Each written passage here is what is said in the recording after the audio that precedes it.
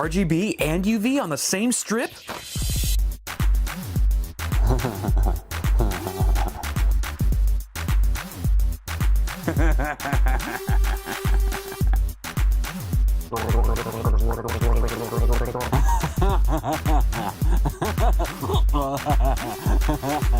Introducing the RGB UV hybrid LED strips from CableMod. Click on the link in the description for more info.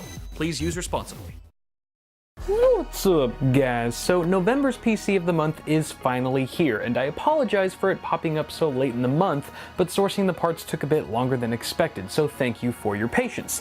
This time around, I've put together the ultimate AMD 2016 gaming machine that utilizes a pair of RX 480s that we'll be putting in Crossfire, as well as, you're gonna love this, an 8-core FX 9590 AM3 Plus CPU. Now, before you blow up the comments, am I saying that you should invest in a multi-GPU setup over a single faster card? No. Likewise, am I suggesting that this is a good time to invest in the AM3 Plus platform when Zen and AM4 are right around the corner? Absolutely not. So then why the hell am I building this computer today? I mean, clearly I don't need any more PCs, and my heater's working just fine. Well, ironically, AMD's upcoming hardware is one of the main reasons why I thought this would be an interesting build from a reviewer's standpoint.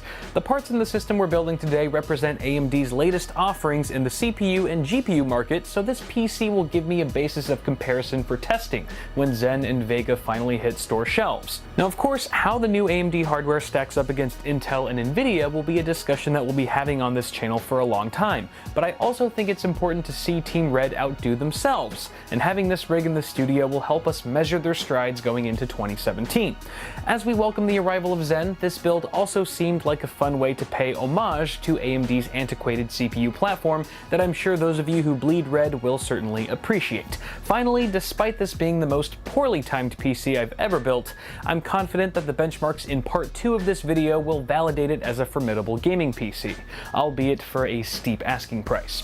On that note, I'm going to cue up some music as we take a look at all the parts we'll be using, followed by an obligatory time-lapse of the assembly. Enjoy!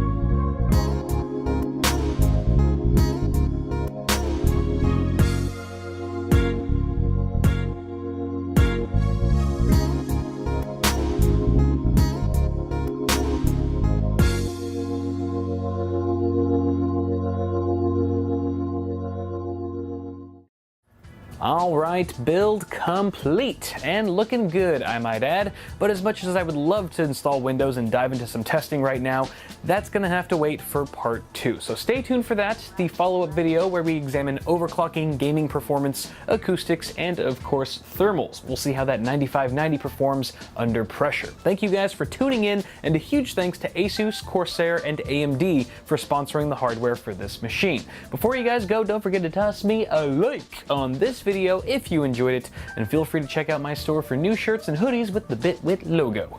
As always, thank you guys for watching, subscribe to the channel if you haven't already, and I'll see y'all in the next video.